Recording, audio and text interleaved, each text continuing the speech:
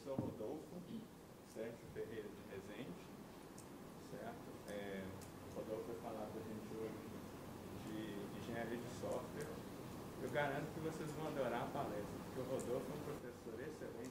Muito obrigado, muito obrigado. Vamos começar a palestra assim. É bom, né? Vai ser bem legal. Então, Rodolfo.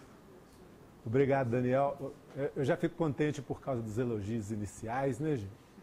E eu quero contar para vocês o dilema que é fazer uma palestra dessa. Não é simples, não, porque, primeiro que essa área de engenharia de software é uma das formações na área de computação. Deixa eu tentar ir na ordem aqui. Eu sou meio caótico nas minhas apresentações, então, se alguém não conseguir me seguir, pode me interromper e falar, não entendi isso que você está querendo falar, não, etc. Então, a ordem aqui é o seguinte, primeiro eu quero falar com vocês, tem vários professores que se dedicam à área de engenharia de software, e aqui estão listados só os que se dedicam mais diretamente, apesar que aqui no DCC quase todo mundo dedica-se à engenharia de software.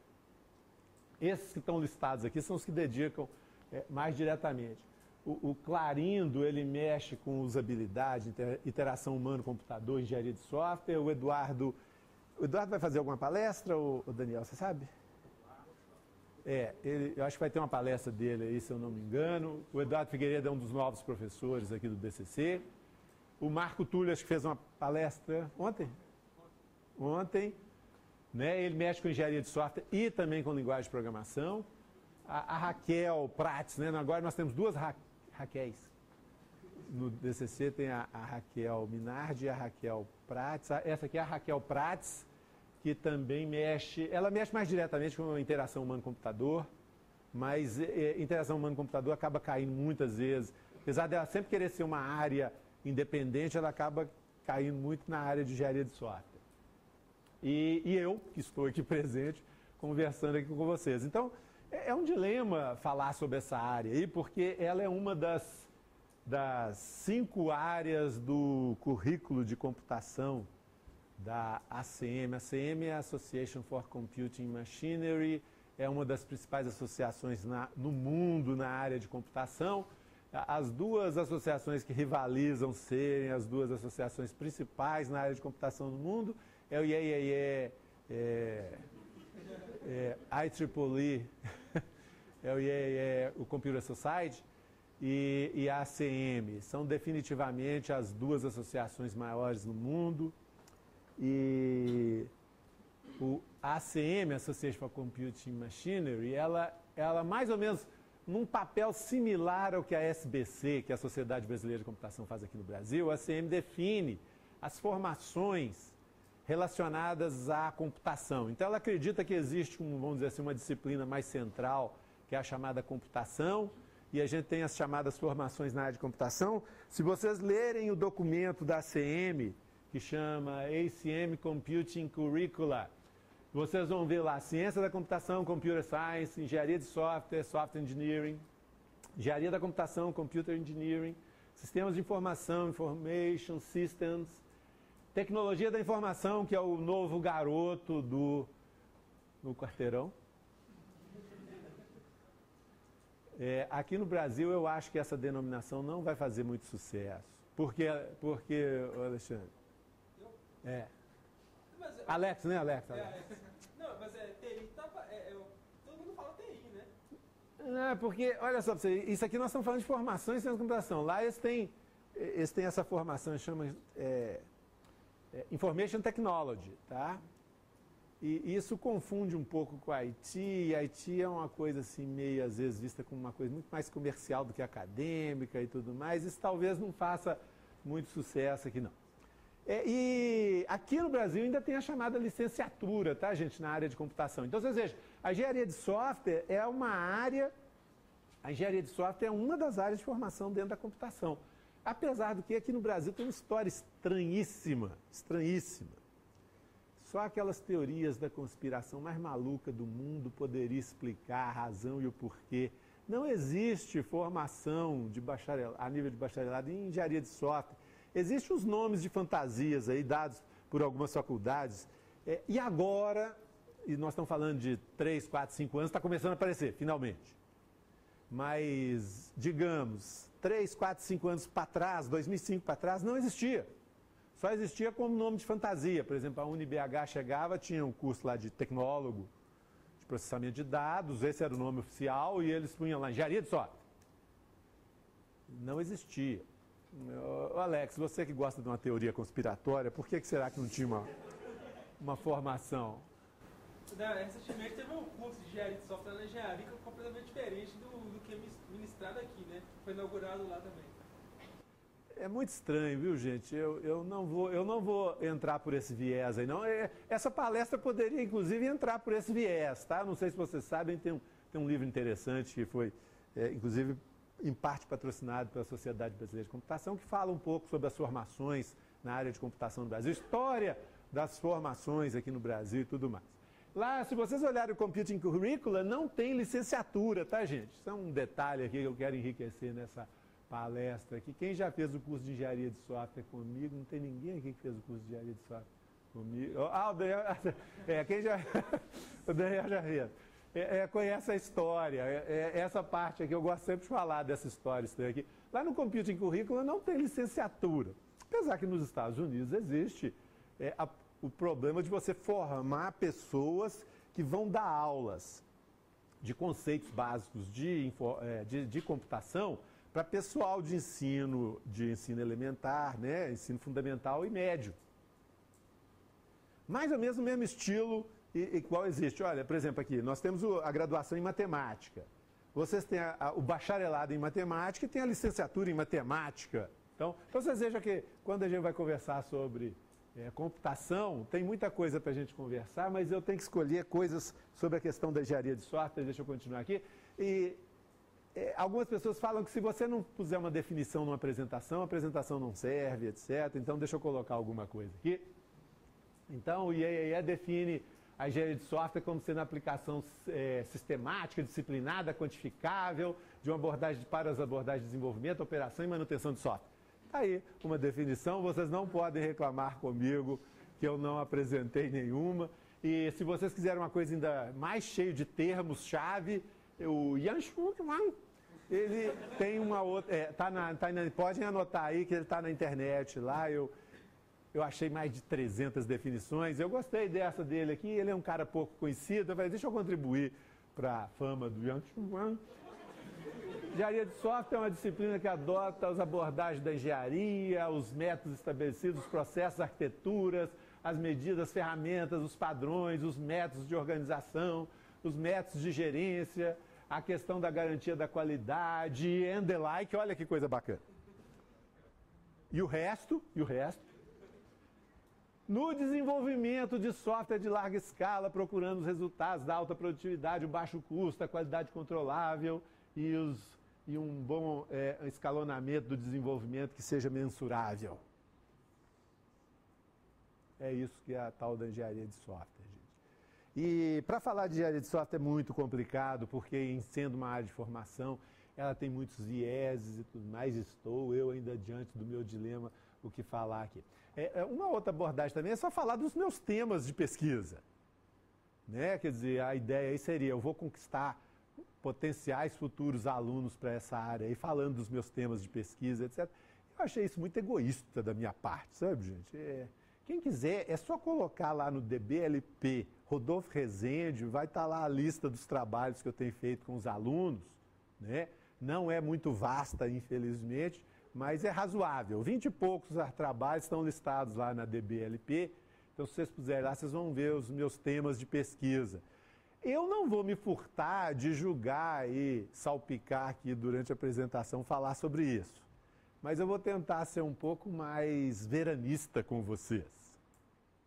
Vou tentar ser um pouco mais veranista.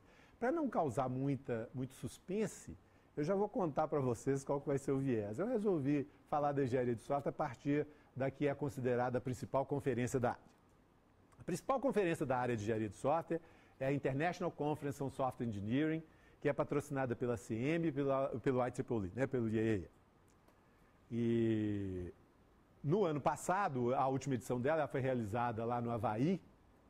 Então esse vai ser o viés que eu vou dar para essa apresentação aqui. Eu vou falar um pouco para vocês dos trabalhos que os pesquisadores, com relação a isso aqui que vocês estão vendo aqui, ó, sendo definido aqui, os trabalhos que os pesquisadores estão publicando na principal conferência de engenharia de software do mundo. Ô, Alex, o que você achou desse meu viés?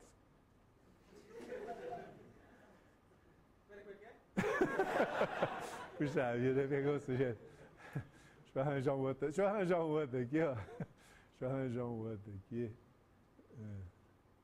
Professor, oi, sim. Não, porque eu pensei o seguinte, é que para você falar das questões, assim, é como entender, por exemplo, você pega um programa que ele tem milhões de linhas de código, aí seu objetivo é entender ele. Eu pensei que a engenharia de software ia me ajudar nisso, entendeu? É por aí, olha só, você vê, você está dentro, aqui ó, milhões de linhas de código, aqui ó, large scale, você está dentro da... Mas o que eu quero te mostrar é exatamente isso, olha, o que é feito em termos de investigação científica é muito diverso e complexo, é isso que eu quero mostrar para você. Aparentemente a coisa é simples, olha, engenharia de software eu acho que ela pode ser colocada de uma maneira simples, a engenharia de software deveria ajudar na produção dos programas complexos e extensos. Ótimo. Aí acabou a apresentação, né? Não tem mais nada para a gente falar. Vamos falar um pouco de filosofia. Vamos falar um pouco de filosofia. No livro de filosofia que foi editado pela Globo Livros, chama Livro da Filosofia. Eu ganhei esse livro. Foi meu aniversário agora, dia 12 de janeiro. Oh, ninguém deu parabéns? Obrigado. Foi atrasado, mas obrigado. Foi meu aniversário dia 12 de janeiro agora e meu filho me deu esse livro de presente e eu gosto muito de filosofia. E esse livro ele alterna umas coisas assim, interessantes com as coisas muito básicas, etc. E eu resolvi fazer uma leitura diagonal do livro, assim, bem rápida, etc. Eu acabei sendo absorvido pelo livro e quando eu estava fazendo essa palestra aqui, Alex, além de pegar os dados da principal conferência da área, que é a ICSE, a International Conference on Software Engineering, eu falei assim, não, eu vou pôr alguma coisa do livro que meu filho me deu de presente. Mostrei para ele lá, ele ficou alegre comigo e tudo. Na página 162 do livro, e eu vou contar para vocês uma coisa aqui meio assustadora, tá, gente? E como são assustadoras as coisas relacionadas com a produção de software. Na página 162 do livro, então, esse que é a tradução do The Philosophy Books da DK Publishers, tá? Na página 162 ele fala assim, um homem trabalhando sozinho encontraria dificuldade para produzir 20 alfinetes perfeitos em um dia. Essa exclamação aqui fui eu que coloquei, tá, gente? Porque eu pus na palavra perfeitos ali, que já nós vamos conversar alguma coisa sobre isso. Aí logo em seguida eles falam assim, já um grupo de 10 homens encarregados de diferentes tarefas era capaz na época de Adam Smith. Adam Smith é um pensador, filósofo, etc., que viveu de 1723 a 1790, de produzir mais de... Alex, você... Não, eu prometi que eu ia pegar uma outra pessoa, mas eu não consigo. Quando eu fixo numa pessoa, eu acabo. Mas eu vou mudar uma hora. Eu esqueci seu nome, como é que é? Blusa preta, não, você mesmo. É Pedro, né? Ô Pedro, depois eu vou mudar para você. Não vai embora não, Ô Alex. Olha aí, olha. Se fosse 200, eu não teria grandes ganhos, né, gente? 400 já está razoável, dobrou. 800 quadruplicou. 1.600 octuplicou. Porque está filmando, né? Eu nunca sei esses ordinais, etc. Tudo direito. Quanto, Alex? Acho que era 10 mil, né? Não, é porque, olha só, presta atenção. Tem contextos Isso. É por isso que eu chamei a atenção para isso. Eu quero que vocês entendam o seguinte, para o bem ou para o mal, a engenharia de software está situada num contexto de uma questão de ideologia, de economia e tudo mais, tá, gente? Não tem jeito de afastar isso, não. Tá? Na época do Adam Smith, na Revolução Industrial, o próprio Adam Smith falou do problema da alienação do trabalhador na sua atividade, que é um problema sério, eu pelo menos acho, tá, gente? Eu agradeço muito a Deus de eu ter um emprego onde eu posso ficar fazendo pequenos programas bobos, indo ensinar as duas coisas que eu mais gosto. Né? Porque se eu fosse trabalhar de verdade aí na área produtiva, eu teria que produzir não sei quantos mil alfinetes por dia e tudo mais aí. Desculpa, linhas de código. Já nós vamos fazer o paralelo entre isso aí. Não, nós estamos falando de alfinete. Alfinete é igual cavar buraco na rua, tá, gente? Se você com um cara cava 10 metros de buraco, com dois você cava 30 metros, com três você cava 100 metros e assim por diante. Você tem a chamada economia de escala, fazer alfinete, tudo. Ô Pedro. Você. Guilherme Cordeiro. Eu vou pôr isso na roda também, viu, Pedro? Seu xará Pedro ali. Ô Guilherme Cordeiro, quantos? Sem mais delongas. Isso é o que está no livro, tá, gente? Então, se isso é mentira, é o livro que está mentindo, mas pelo menos serve para ilustrar meu ponto. E eu recomendo fortemente, quem tem algum interesse por essas questões de filosofia, etc., ler esse livro, porque é um livro que ele basicamente compila uma série de conhecimentos, uma série de cápsulas, ainda mais vocês, geração da internet, que gostam dessas coisas assim, factoides, né? Cápsulas de conhecimento. Esse livro está muito dentro desse estilo, esse livro da filosofia ou The Philosophy Book, se vocês quiserem treinar o inglês de vocês. Então tá aí, 48 mil. E eu já aviso para vocês, a produção de software não é igual a produção de alfinete, não é igual cavar buraco. Além de não necessariamente haver ganhos com a especialização, ainda existe a chamada deseconomia de escala. A deseconomia de escala é o seguinte, quanto maior o software, mais problemático fica. Muito obrigado. Quanto maior o software, mais problemático fica. Você já tinha ouvido falar disso, Alex, ou não? O maior software já. A produção vai diminuindo, a produtividade vai diminuindo. É um negócio assustador. Eu vou te dar mais ou menos números para você ter uma noção. Vou te dar uns números aqui. E eu não tenho medo disso ser gravado. Presta atenção, olha só. Se for um software relativamente pequeno, e tem duas medidas clássicas de tamanho de software. Se você fizer a disciplina comigo, você vai ver, tá? Tem o pontos de função e tem linhas de código, tá? Pontos de função é uma das medidas clássicas de tamanho de software. Se você tiver uma pessoa que produza, digamos, 20 pontos de função por mês, para um software relativamente pequeno, se esse software é um software que vai crescer em funcionalidade, tamanho, etc., essa produtividade vai baixando para 15 pontos de função mês, 10 pontos de função mês, tem registros até de 5 pontos de função mês. É assustador, quer dizer, a produtividade da pessoa em função do tamanho do software aumentar, a produtividade diminui às vezes 1/4.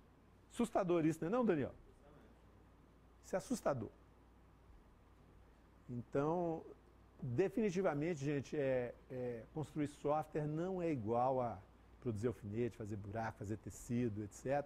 Isso é uma nova atividade do ser humano. A palavra software existe há pouco mais de 50 anos.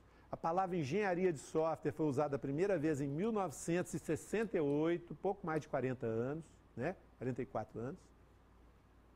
E produzir software ainda é uma coisa que vai ser possível ter muitas contribuições, porque é uma atividade muito complexa e as pessoas ainda não sabem como que isso deve ser feito de verdade.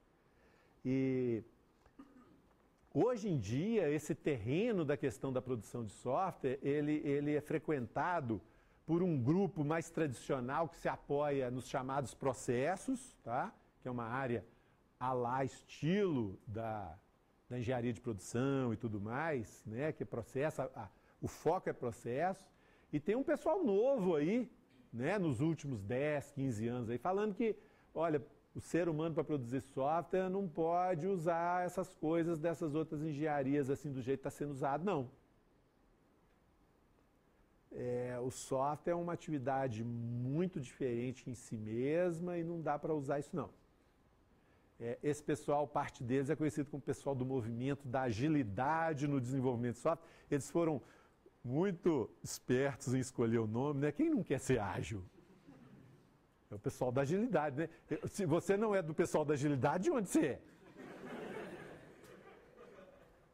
Eles foram espertos, não foram, Daniel? Esse pessoal, o Mar... Os outros falam assim, não, nós somos do processo. E aí eles falam assim, da burocracia. Mas é esse o terreno do desenvolvimento de software, tá, gente? Então,